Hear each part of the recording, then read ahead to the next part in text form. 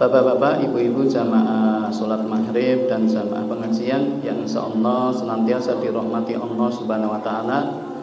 Alhamdulillah, mari kita bersyukur kepada Allah Subhanahu wa taala atas limpahan nikmat dan rahmatnya kepada kita sekalian. Kita masih diberikan umur panjang oleh Allah, yang berarti kita masih diberikan kesempatan untuk memperbaiki diri kita, untuk bertobat dari dosa-dosa kita, dan untuk menambah amal kebaikan kita. Jamaah sekalian, kalau kita mengandalkan amal kita, kayaknya tidak layak masuk surga. Jadi pesimis. Yang menjadikan kita optimis bisa masuk surga itu karena dua hal. Karena rahmat Allah Subhanahu wa taala.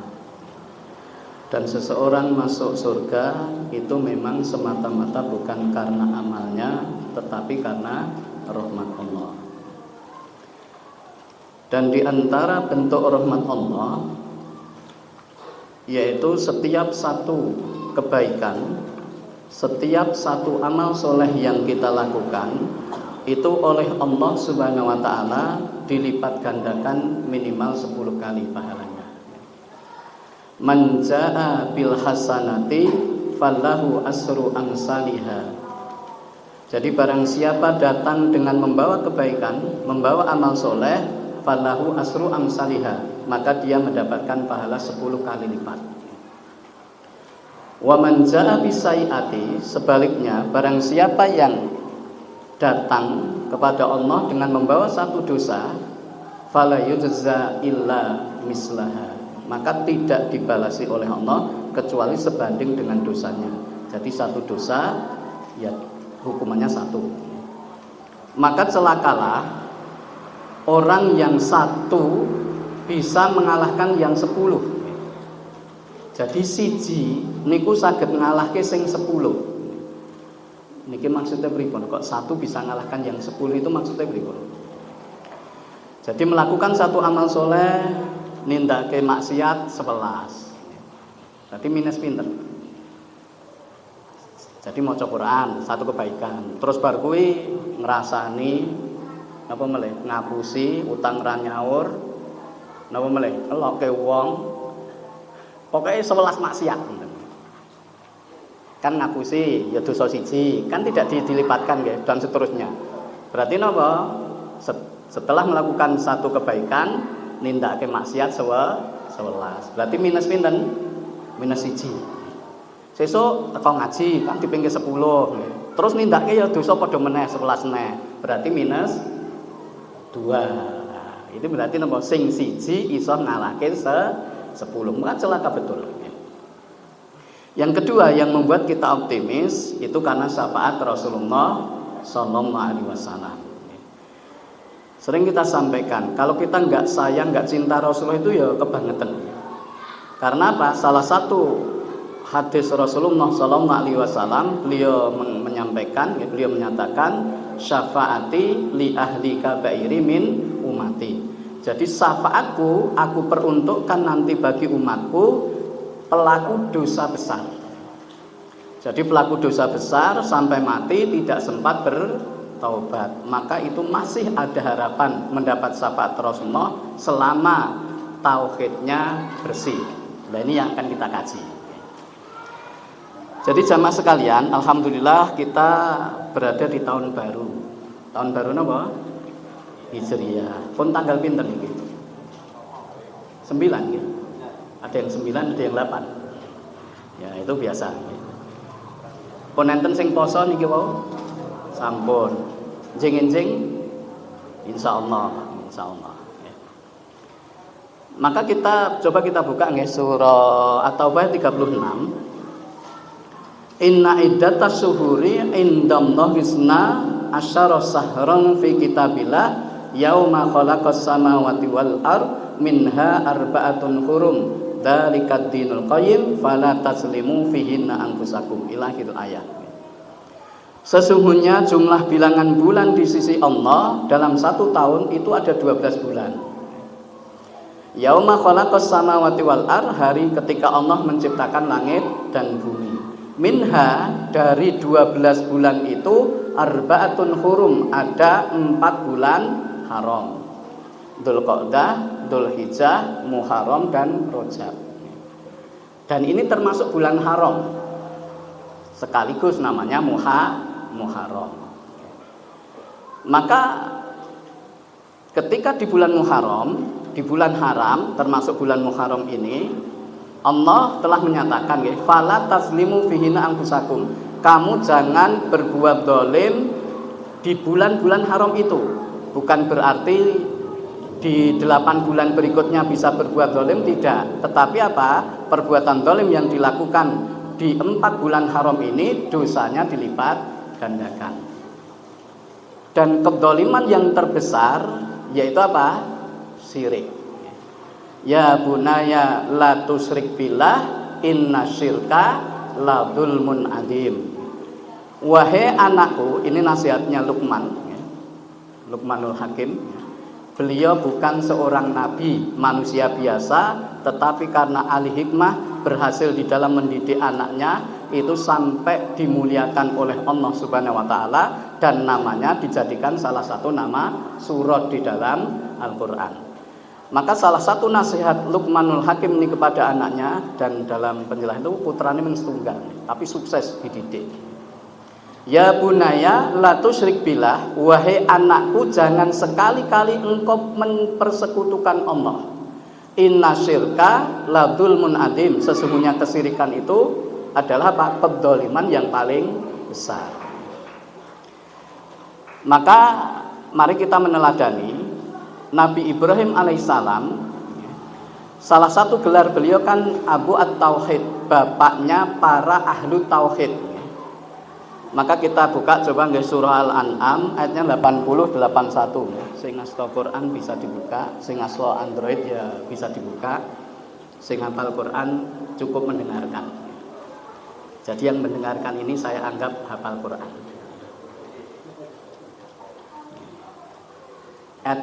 Al-An'am 80 dan 81. Wa kaifa akhafu ma asrabtum wa la takhafuna annakum asrabtum billahi ma lam yunazil bi sultana fa ayul fariqaini ahaqqu bil amni in kuntum ta'lamun alladzina amanu wa lam yalbisu imanahum bidzulmin ulaika lahumul amnu wa hum muhtadun. Jadi Nabi Ibrahim ketika berdialog dengan umatnya itu tidak ada titik temu, maka beliau closingnya, kata terakhirnya gitu ya. Wa kaifa akhafu ma asrabtum billah, bagaimana aku Nabi Ibrahim alaihissalam akan takut dengan apa-apa yang kalian persekutukan dengan Allah. Wala takhafuna, sedangkan kalian tidak takut ketika mempersekutukan Allah. Fa'ayul fariqaini ahaqqu bil amni in kuntum ta'lamun, maka di antara dua golongan, di antara dua kelompok, ahlu tauhid dan ahlu syirik, itu siapa yang berhak mendapatkan keamanan dari Allah. Maka dalam ayat berikutnya, alladzina amanu, yaitu orang-orang yang beriman, walam yalbisu imanahum, dan tidak mencampur adukkan iman mereka bidzulmin, dengan kedzaliman. Kedzaliman di situ adalah kesyirikan. Ini belas mboten enten sing buka nggih. Tak kon ngecek gitu loh. 81-nya, coba 81-nya. Al-An'am 81.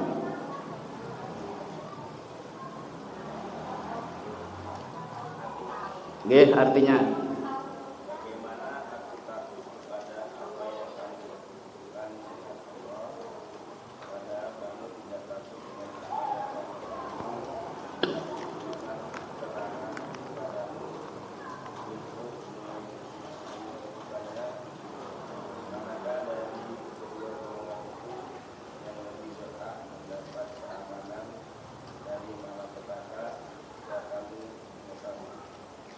itu 81-nya. 82 berarti 81 82 nih. 82-nya. 82-nya. yaitu orang-orang 82-nya. 82 niku baru 81.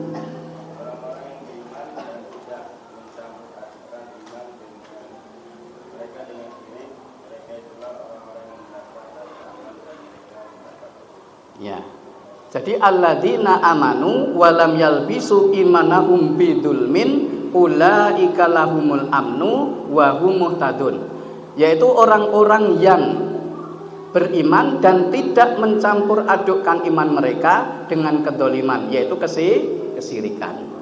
Mereka itulah yang akan mendapatkan keamanan dari Allah, dan mereka itulah orang yang mendapat petunjuk.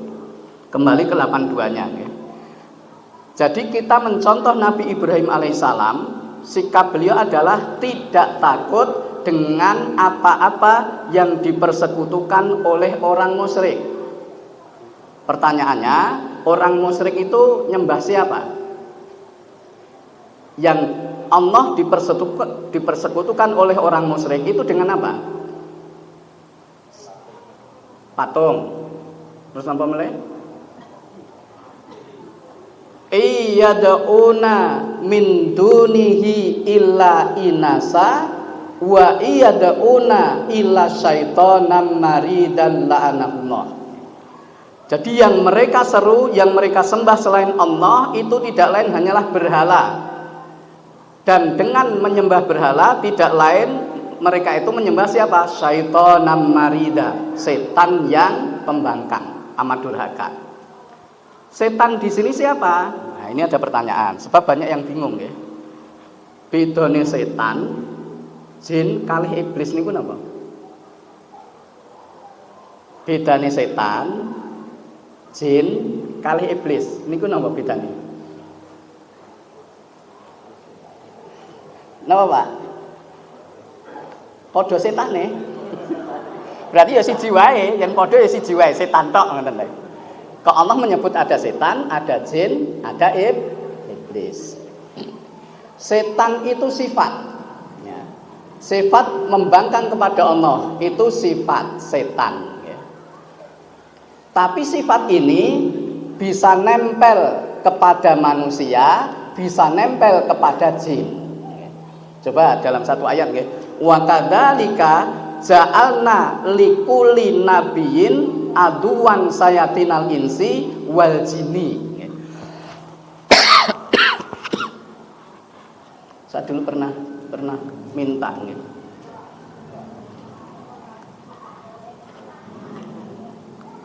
Jadi saya mintanya kan enggak nyebut merek. Kan saya memang air yang kemasan ini kayaknya yang cocok, yang air minumnya punya saudara kita yang Madura itu loh. Kenapa? Le minerale. Ya itu ya. Diingat-ingat nih, dicatat. Jadi kadang kalau nggak cocok minum malah tambah batuk. Kembali ya. Jadi setan itu sifat, bisa nempel kepada manusia, bisa nempel kepada jin. Wa kadzalika ja'alna, demikianlah kami jadikan setiap nabi aduwan sayatinal insi, musuh. Jadi setiap nabi itu pasti diberi musuh. Siapa? Sayatin, setan-setan dari jin dan manusia. Jadi setan itu sifat, bisa nempel kepada manusia, bisa nempel kepada jin. Bukan orangnya jadi setan. Contoh ngeten, contoh. Kalau dalam kehidupan sehari-hari ngeten. Kadang orang itu kan disifati dengan, contoh misalnya ngeten. Ada orang menanam melon itu sukses terus. Jadi tani melon banyak suksesnya. Persentase keberhasilan itu sampai 90%. Ya kalau di Made itu namanya Pak Sadiman, karena nanam melon banyak berhasil, terus disebut Pak Sadiman melon. Niku bukan Pak Sadiman terus jadi melon mboten. Misalnya nggih dagang sapi sukses. Mboten kula lho Pak, mboten kula. Mboten kula. Mungkin jenengan pun urusan dhewe nggih, mboten kula. Ya macam-macam lah, ya kan dilabeli bukan Pak Widodo jadi sapi kan bukan itu ya. Maka tadi manusianya bukan jadi setan, tapi tertempeli sifat setan. Kemudian iblis ini termasuk jin. Coba kita buka Al-Kahfi ayat 50. Wa idqulna lil malaikati isjudu li adama fasajadul malaikatu illa iblis kana minal jin. Ingatlah ketika kami katakan kepada para malaikat sujudlah kepada Adam, maka semua malaikat bersujud kecuali iblis, dia termasuk golongan jin. Jadi dedengkot jin yang ketempelan sifat setan itu siapa? Iblis. Iblis itu jumlahnya berapa? Iblis ini jumlahnya pinten? Iblis itu jumlahnya berapa? Pinten, Pak? Orang ngerti, orang ketok gitu ya. Mulon jenengan hafal Quran, berarti penak kelapar Quran itu jin itu jumlahnya berapa? Iblis itu jumlahnya berapa? Cuman 1. Maka kan dalam banyak ayat nggih, ketika iblis itu nolak, kan Allah bertanya, "Ma mana aka ala tasjuda id amartuk?" Apa yang menghalangimu sujud kepada Adam ketika aku perintahkan? Maka dia menjawab, "Qala." Jadi kalau qala itu siji. Apalagi dilanjutkan, "Qala ana." Ana niku siji napa kalih? Aku niku siji. Khairum minhu. Saya lebih baik darinya. Kemudian Robi angdirni, ya Allah berilah tangguh kepadaku. Jadi iblis itu satu. Jadi satu-satunya jin yang tidak bisa mati itu cuman iblis yang diberi tangguh sampai hari kiamat. Sedangkan yang lain, jin-jin yang lain itu bisa mati. Pertanyaan berikutnya, ini Pak ngaji tentang jin, iblis, setan ya. Pan itu biang keroknya nanti apa pernyataan Nabi Ibrahim tadi ya. Jadi iblis itu punya anak enggak? Iblis duwe anak mboten?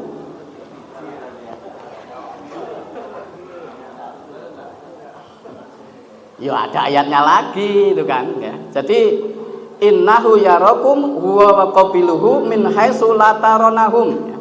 Di surah Al-A'raf ayat 30-an. Sesungguhnya dia iblis ya, dan kabilahnya, jadi jin-jin yang lain itu bisa melihat kalian dari tempat yang kalian tidak bisa melihat mereka. Jadi mereka bisa lihat, oh ini lagi ngaji, itu ngerti itu ya. Tapi kita kan nggak tahu, nggak lihat, ini sedang ngaji ada nggak bisa lihat. Tapi mereka bisa melihat kita. Maka atajalu, apakah kamu akan jadikan dia waduriyatahu dan anak turunnya? Berarti iblis punya keturunan. Nah pertanyaan berikutnya, iblis itu punya istri enggak? Duwe bojo mboten, Pak? Oh, yang duwe anak berarti duwe bojo. Sudah, enggak usah dilanjutkan. Lah itu ditanya, jenenge bojone iblis sapa? Nah, itu sing ra iso jawab saya. Karena ada ya, dioyak iblis duwe bojo. Lah terus jenenge bojone iblis sapa?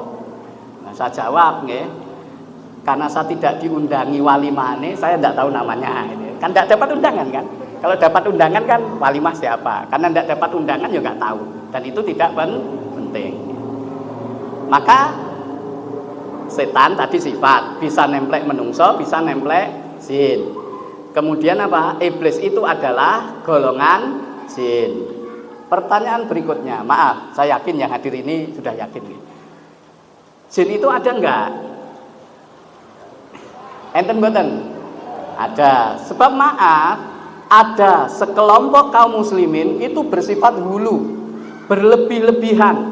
Maksudnya maunya baik, ojo wedi karo jin, tapi berlebihan sampai meniadakan keberadaan jin. Jin itu ndak ada. Ada enggak yang punya keyakinan seperti itu di luar sana? Ada. Jin itu ndak ada. Kalau jin itu ndak ada, lah terus ayat wa ma khalaqtul jinna wal insa illa liya'budun. Tidak aku ciptakan jin dan manusia kecuali mereka beribadah kepadaku Allah. Terus di dalam Al-Quran itu ada satu surah khusus namanya surah jin. Qul uhiya ilaya annahu istama'a nafaru minal jinni faqalu inna sami'na qur'anan ajaba. Katakanlah wahai Muhammad, telah diwahyukan kepadaku, telah mendengarkan sekumpulan jin. Jadi jin itu ngaji kalih Rasulullah. Kemudian mereka mengatakan sami'na qur'anan ajaba. Kami mendengarkan Al-Qur'an yang ta'ajub. Amanah bih, kami beriman. Jadi jin itu ada. Kembali pernyataan Nabi Ibrahim tadi. Yang disembah oleh orang musyrik itu berhala, setan. Setan secara spesifik di dalam ayat itu dijelaskan oleh Allah yaitu jin. Coba kita buka surah Saba, surah Saba. Surah ke-34 ayatnya 40-41. Wa yauma yahsurhum jami'an summa yaqulu lil malaikati aha ula'i kuntum iyyahu ta'budun qalu subhanaka anta waliyuna min dunihim bal kanu ya'budunal jinna wa aktsaruhum bihim mu'minun. Dicek nggih. Surah Saba ayat surahnya 34 ayatnya 40-41. Jenengan cek. Ingatlah ketika hari itu dikumpulkan jin dan manusia serta malaikat. Coba dibaca artinya. 40 dan 41 surah Saba.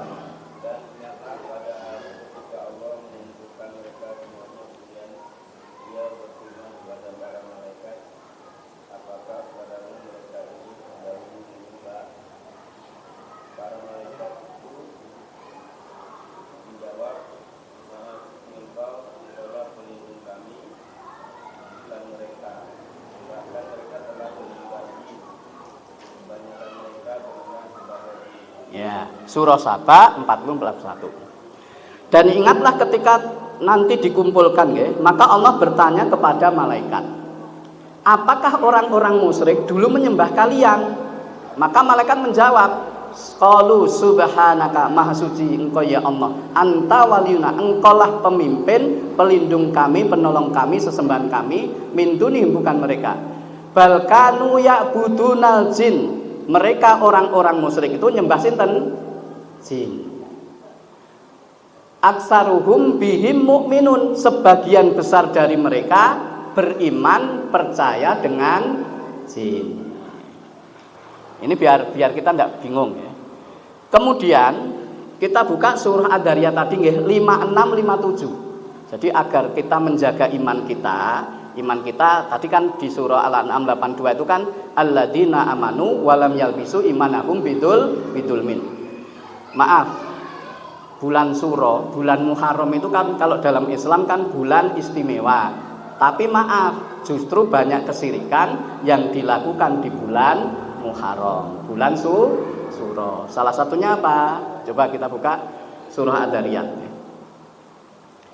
Wa ma khalaqtul jinna wal insa illa liya'budun.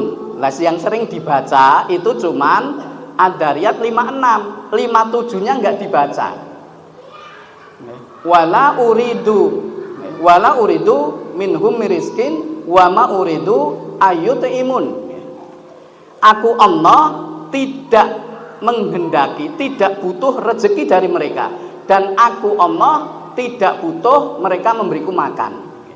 Jadi Allah niku mboten dahar, ndak butuh makan. Artinya apa? Maaf, ketika ada satu perbuatan ngasih makan kepada yang sesuatu yang tidak kelihatan, itu ngasih makan siapa? Nah, kalau Allah kan nggak mungkin. Kalau Allah kan nggak mungkin. Allah itu ndak butuh makan. Misalnya di tempat-tempat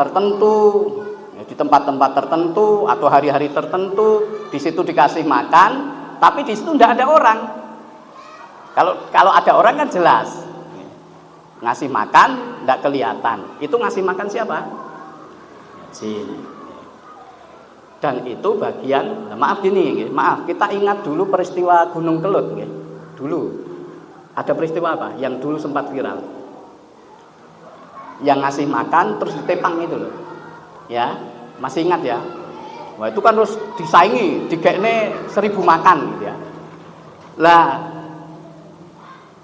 kita sebenarnya tidak membahas tentang mereka yang melakukan itu, tapi umat Islam yang saat itu ada yang komen, enggak apa-apa, itu kan ngasih makan jin. Ngasih makan jin itu boleh. Boleh enggak Pak ngasih makan jin? Dalilnya apa? Yang digunakan dalil ini seringkali memaksakan, nggih. Jadi Rasulullah SAW itu beliau kan bersabda, nggih. Jadi kalau kamu makan tulangnya ojo dikemah-kemah. Sebab maaf, dari kita itu kan ada Pak, beli nopo bebek goreng, nah, kebetulan balungnya niku cik rada asin-asin, dikletaki enten mboten, malah jenengan sak-sak nanti sing ngenteni niku malah bangeten ini. Yang ngenteni kucing maksudnya kucing. Makan apalah tulang itu dikemah-kemah. Rasulullah kan itu makanan saudaramu dari jin. Lah ini dijadikan dalil ngasih makan jin itu boleh. Nah pertanyaannya ngeten. Maaf, misalnya jenengan tumbas napa bebek goreng, napa ayam bakar, napa-napa lah yang ada tulangnya. Terus tulangnya itu jenengan buang. Pernah enggak jenengan niat jin kita kei panganan? Pernah enggak? Enggak pernah. Terus misalnya ndek wingi udhiyah nggih, udhiyah ndelalah bagian niku. Lah kuwi itu abot banget tak kira daging nggih. Wah jebule sak perongkol napa? Balung gitu ya. Wah iki wis tak dikai balung iki apa? Wis adoh-adoh dikai balung. Tapi ndak apa-apa, ya tetap diopeni. Tapi setelah itu kan balungnya dibuang. Dan ketika buang balung itu kan apa? Ndak ada niat nyojin iki bagianmu, enggak ada. Terus misalnya tulang yang kita buang, kebetulan ada orang lewat, diinjak-injak, jenengan nesu mboten? Mboten. Sebabnya napa kok ora nesu? Sebabnya tidak ada pengagungan. Lah mereka marah ketika makanannya itu tendang. Marah itu karena apa? Adanya pengagungan, dan pengagungan itu bagian dari ibadah. Ini masalahnya. Jadi kalau kita nguncapke balung yo kan nggak mungkin niatnya jin PN, nggak mungkin, ya, nggak mungkin. Nggak ada niat itu. Dan mereka marah itu karena apa? Karena adanya pengagungan, dan pengagungan itu bagian dari ibadah. Kemudian pertanyaan berikutnya, Nabi Ibrahim tadi sudah menyatakan, saya tidak akan takut dengan apa yang kalian persekutukan, termasuk jin. Pertanyaannya, jenengan sami sing wedi kalih jin mboten? Wedi kalih jin mboten? Oh, Pak Agus ora wedi. Liyane Pak Agus. Ora roh. Oh, coba gini. Maaf nggih, misalnya tengah malam jenengan sepedaan sendiri terus lewat pinggir makam. Niku merinding mboten, Pak? Lah merinding niku wedi kalih sinten? Mboten wedi kalih sinten? Loh kan akal sehat kita mengatakan wong mati ora urip. Sampai kan ada lagunya kan, sluku-sluku bathok. Wong mati ora obah, yen obah medeni bocah, yen urip walah itu mayat kubudunya. Wis mati kon golek duit tuh ini. Yen urip yo ibadah itu loh, urip kok. Maaf nggih sampai syair itu ya, saben malam Jumat dan seterusnya. Yen dikeki napa ora dikeki bacaan Quran nangis brebes mili, ngerti tegel mentole nduk doyan napa tinggalanku ora gelem donga. Nek ngerti ngono tak ringkesi. Wah iya kubudunya juga. Kalau ayatnya gelo, orang meninggal gelo niku mboten diringkesi napa? Laula an asodaqo, tak sedekahke. Wah anakku ora tak kei kabeh. Ora gelem napa? Ndongake. Tak sedekahke gen aku entuk ganjaran. Niku mayat sing uripe ngaji. Yen mayat putri ra ngaji, ya gelone napa? Tak ringkesi neh. Dingge napa diringkesi? dienggo jajan teng mriko. Nah ini kadang syair itu ya mungkin penciptanya itu kurang napa nggih. Kurang ilmunya nggih. Jadi napa wis mati itu ora diringkesi napa disodakoke. Contoh Pak misalnya gini. Jadi kan logika kita mengatakan orang mati ora mungkin urip. Lah wedi niku wedi kalih sapa? Misalnya ngeten nih, misalnya maaf nggih. Ada orang tuanya meninggal saking senenge nggih dirangkul, "Bapak jangan meninggal, bangun, bangun Pak." Terus obah tenan. Seneng napa mlayu? Loh. Padang itu kita ngapusi nggih. Loh bahkan gini, maaf. Ini ada kejadian nggih. Maaf. Ada syair kan saben Jumat malam Jumat mulai nggih. Misalnya ada orang meninggal, suami istri nggih, misalnya suaminya meninggal. Terus suamine malam Jumat mulai. Niku seneng napa sedih? Wedi. Saya pernah nggih, piyai sine ibu-ibu sakit 2 tahun dari suaminya meninggal. Ya maaf nggih, yen ngundang dukun niku ya wis dukun niku kan aksene nggih. Tenan. Cerita sik jenengan sakit napa Bu? Ngene ditambahi. Wah bener Bu, jenengan loro. Lah enten napa Mbah dukun? Lah garwan jenengan kondur lho kula sawan tengok-tengok teng pojok. Lah seneng napa wedi? Lho jare kon mulih. Jare kon urip meneh barang ditekani wedi ndelala tengah wengi blek kerupuk neng bifet jiblok grobyak tenan mulih gitu lah. Saya wedi malah tambah loro. Akhirnya kayak saya rupiah enggak ada reaksi. Mboten enten. Suamine jenengan mboten kondur pun tenang teng mriku insyaallah. Nah, jadi napa? Ini kan hal-hal seperti ini kan masih banyak. Misalnya ngeten. Misalnya kita mendapatkan informasi, nggon kono kae angker lho. Lah maka apa? Ketika lewat di situ pripun? Ngedim nggih, lampu didim. Napa-napa nglakson, napa nderek langkung Mbah putune lewat, enten mboten? Lah maka dalam Islam tidak seperti itu. Ketika kita memang ya ada perasaan ndak enak di tempat seperti itu, baca doa Bismillahilladzi la yadurru ma'asmi syai'un fil ardi wala fis sama wa huwas samiul alim. Mboten derek langkung, mboten nglakson, mboten ngedim nggih. Dan alhamdulillah nih, kalau saya diweden-wedeni, sing medeni malah wedi. Jadi saya misalnya sering kan kajian malam nih. Awalnya itu ya lewat ya biasa, tapi diberi info. Teng mriko niku jembatan mriko sering diganggu enek wong ayu. Jadi ngetok wong ayu. Nah, akhirnya kalau lewat situ ya kepikiran, Pak. Wah, kene enek wong ayu gitu ya. Tapi ketika saya lewat situ pengen jare enek wong ayu metu ayune kaya ngopo. Malah sampai sekarang ra diweruhi, Pak. Jadi wong ayune kaya ngopo ya biasa.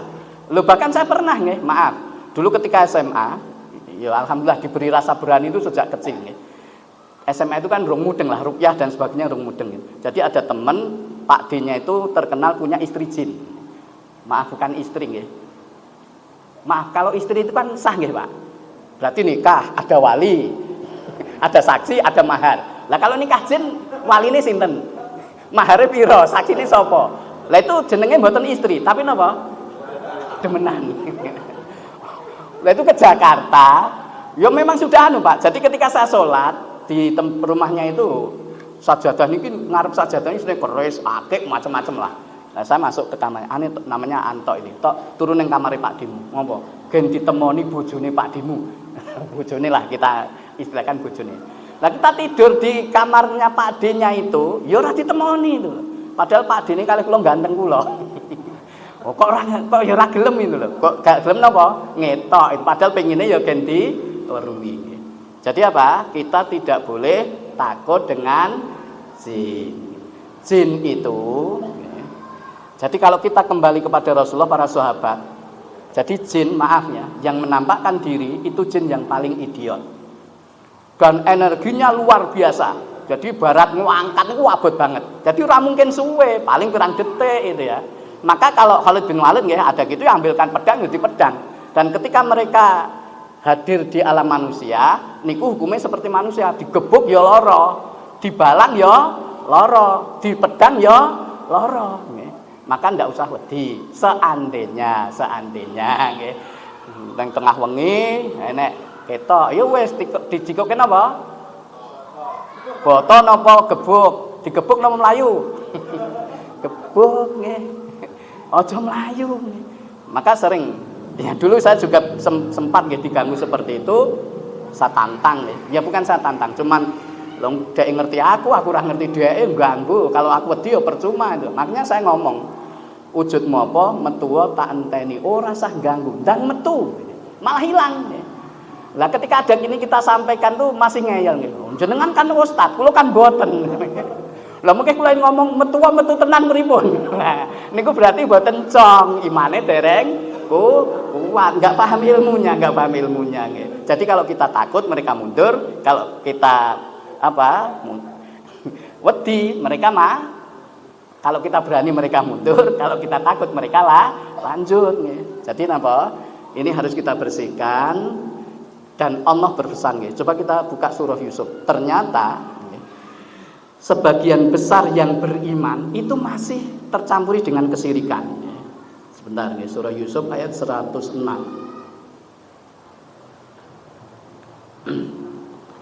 Wa may yu'minu aksaruhum billahi illa wa hum musyrikun. Dan tidaklah mereka beriman kepada Allah kecuali mereka itu dalam keadaan mempersekutukan Allah. Ya salat, ya maca Quran, ning kadang jaluki ya jek enek ning pantai selatan. Guang napa? Guang das kebu, das wedhus dan sebagainya. Karena saya pernah melihat dengan mata kepala. Dulu kalau satu surah itu ya sering dolan lah. Dhisik kan sik enom, Pak. Saniki wis tuwek itu ya. Rapatut dolan. Kecuali dijak. Yang dijak itu ya gelem gitu ya. Jadi saat itu ada orang yang mungkin dulu minta di situ dibantu, akhirnya nopo persembahan berupa nopo kepala kambing dan sebagainya. Jadi Bapak Ibu sekalian, di bulan Muharram ini mari kita bersihkan betul akidah kita, karena tadi surah Al-An'am 82, alladzina amanu wa lam yalbisu imanahum bidulmin, yaitu orang-orang yang beriman dan tidak mencampur adukkan iman mereka dengan kedoliman, yaitu kesirikan. Dan alhamdulillah ya, kemarin Bu Zuni itu kan tindak ten Nyukemukus ya, itu meluruskan ya, sejarah yang sebenarnya. Maaf kalau mitosnya kan ya kita sudah tahu nih, tapi sejarah sebenarnya itu Pangeran Samudra itu tidak seperti dalam mitos nih. Beliau itu dari Demak belajar Islam ke Kiai dulu di Metese, pulang sakit, terus leren di Soko, terus di tempat yang tinggi itu meninggal, dikubur di situ. Tapi terus di mitose ya macam-macam, bukan seperti itu. Termasuk Gunung Kawi itu makam santri, tetapi sekarang malah jadi tempat napa? Cari napa? Pesugihan. Nah, mungkin ada yang bertanya, maka bisa enggak manusia berinteraksi dengan jin? Saged mboten? Saged mboten? Bisa. Jadi Allah berfirman di surah Jin itu ya, wa annau kana rijalun minal insi ya'uduna birijali minal jinni fazadum ruhaqa. Ada laki-laki dari manusia minta perlindungan kepada laki-laki dari jin. Kalau ayatnya laki-laki, tapi bisa laki-laki perempuan. Memang asbabul nuzul ayat ini, orang Arab dulu ketika berjalan di lembah sepi, oh iki ana sing nunggu jin, terus minta perlindungan. Ya seperti orang Jawa tadi nggih. Oh iki nggo nangker, terus napa? Nderek langkung mbah dan sebagainya. Kemudian di dalam ayat yang lain, wa qala auliya'uhum minal insi Rabbana stamta'a ba'duna bibad. Maka berkata teman mereka dari manusia, teman jin, ayat sebelumnya karena berkaitan dengan jin, yaitu apa? Rabbana stamta'a, ya Allah ya Rabb kami sudah saling menikmati, saling memanfaatkan. Jadi manusia taat kepada jin, jin bantu. Bisa enggak? Ya bisa. Misalnya menceraikan istri, kalau yang dicontohkan Al-Quran itu justru menceraikan. Jadi surah Al-Baqarah 102. Wattaba'u matatlu syayatinu alal mulki Sulaiman wa ma kafara Sulaimanu walakinna syayatinal kafaru yu'allimuna nasa sihr. Dan seterusnya itu yufarikuna bainal mar'i wa zauji. Jadi ayat ini sebagai bantahan dari Allah atas fitnah yang diberikan oleh jin kepada Nabi Sulaiman. Jadi Nabi Sulaiman ketika wafat, Nah, jin-jin yang dulu dikuasai oleh Nabi Sulaiman itu ya kembali ke sifat aslinya. Jadi membuat fitnah, mantra-mantra sihir dikumpulkan di buku, terus diletakkan di bawah singgasananya Nabi Sulaiman. Kemudian diinfokan, Sulaiman hebat, bisa ngatur angin, bisa macam-macam hebat itu karena belajar sihir. Maka dibantah oleh Allah. Sulaiman tidak kafir, tidak belajar sihir. Yang kafir itu apa? Jin di masa Nabi Sulaiman. Mereka mengikuti sihir. Salah satu sihir itu apa? Yufarriquna bainal mar'i wa zauji, menceraikan suami istri. Kalau di Jawa, ya bukan di Jawa lah, dimanapun ya. Yang sering kan sing ra seneng dadi seneng, nggih lho. Sing ra seneng ben seneng. Niku namanya napa? Pelet nggih. Lah sing seneng dadi gething jenenge napa, Pak? Kan ilmune itu ilmu semar mesem, jaran goyang, semar mendem. Napa meneh? Lah saiki dadi panganan itu ya. Itu kan ben seneng. Lah sekarang seneng dadi gething. Nah, menceraikan suami istri itu bagian sihir. Loh, ada yang begini, maaf, sihir itu ndak ada loh. Kalau sihir ndak ada, maaf. Nabi Musa alaihissalam ketika menghadapi tukang sihir, ya, Nabi Musa itu takut nggak? Lo takut. Ketika tukang sihir itu ngelempar apa? Tongkatnya itu di mata Nabi Musa, nggih kelihatan ular. Berarti Nabi Musa kena sihir nggak? Kena. Masuk Nabi kena? Iya, Rasulullah aja pernah mau disantet juga ya oleh orang Yahudi. Tetapi kan ya dilindungi oleh Allah. Maka turunlah surah Qul a'udzu birabbil falaq dan Qul a'udzu birabbin binas, itu untuk nangkal itu nggih. Jadi Nabi Musa itu nggih mau lari, tapi dikuatkan oleh Allah Subhanahu wa taala. Jadi Bapak Ibu sekalian, kita bersihkan nggih. Kita ndak boleh takut sama jin, nggak boleh nyembah mereka. Nggih, saking wedine terus ngekeki panganan ndak boleh nggih, ngedim, nglakson napa meleh. Derek langkung jangan, tetapi napa? Bismillahirrahmanirrahim, la yadurru ma'asmi syai'un fil ardi wala fis sama wa huwas samiul alim. Kemudian kita beribadah sesuai dengan apa yang dicontohkan Rasulullah SAW. Dan di dalam Islam tidak ada bentuk ibadah yang ngasih makan kepada sesuatu yang tidak kelihatan. Sudah masuk? Pas ya. Ya sudah. Jadi semoga di bulan Muharram ini kita jaga betul akidah kita jaga betul iman kita, jangan tersampuri dengan kesirikan. Aku lu kali hada fastaghfirullah li wa lakum wa akhiru da'wana alhamdulillahi rabbil alamin. Assalamualaikum warahmatullahi wabarakatuh.